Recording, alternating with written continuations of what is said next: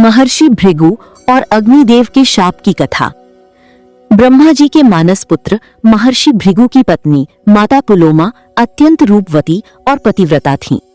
एक समय जब भृगु ऋषि आश्रम में नहीं थे, तब पुलोमा नाम का एक राक्षस वहां आया।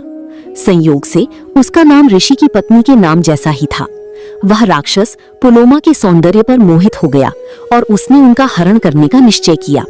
उसने आश्रम में प्रज्वलित अग्निदेव को संबोधित करते हुए पूछा कि क्या ये सत्य नहीं है कि उसने बचपन में पुलोमा का वरण किया था। अग्निदेव ने सत्य का पक्ष लेते हुए कहा कि यद्यपि उसका दावा सत्य है, किंतु विधि विधान और पाणी ग्रहण संस्कार महर्षि भृगु के साथ हुआ है, अतः वही उनके धर्म सम्मत पति हैं। अग्निदेव की बात सुनकर राक्षस क्रोधित हो गया और उसने पुलोमा का बलपूर्वक हरण कर लिया। पुलोमा उस समय गर्भवती थी। संकट की उस घड़ी में उनके गर्भ में पल रहे बालक ने अपनी माता के कष्ट को देखकर अपने योग बल से स्वयं को गर्भ से बाहर प्रकट कर लिया। उस दिव्य बालक के तेज से पुलोमा राक्षस तुरंत भस्म हो गया। गर्भ से च्यूत यानी गिरे हुए होने के कारण उस बालक का नाम च्यवन पड़ा। पुलोमा अपने पुत्र को लेकर विलाप करती हुई पितामह ब्रह्मा के पास पहुंची।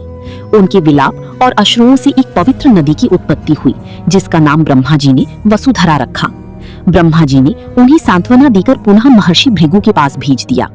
जब महर्षि भृगु को पता चला कि अग्निदेव की गवाही के कारण ही राक्षस ने पुलोमा को पहचानने और हरण करने का दुस्साहस किया, तो वे अत्यंत क्रोधित हो उठे।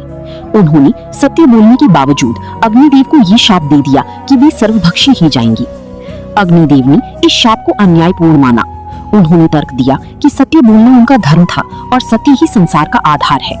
क्रोधित होकर अग्निदेव ने स्वयं को संसार से समेट लिया, जिससे यज्ञ, अनुष्ठान और संसार के समस्त संस्कार रुक गए। देवताओं और ऋषियों में हाहाकार मच गया। सृष्टि के संतुलन को बचाने के लिए ब्रह्मा जी ने अग्निदेव को समझाया।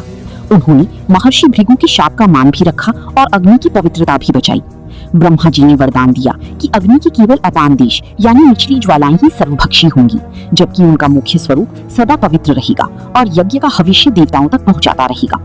इस प्रकार सृष्टि का संकट टला और अग्निदेव पुनः प्रकट हुए। राधे राधे।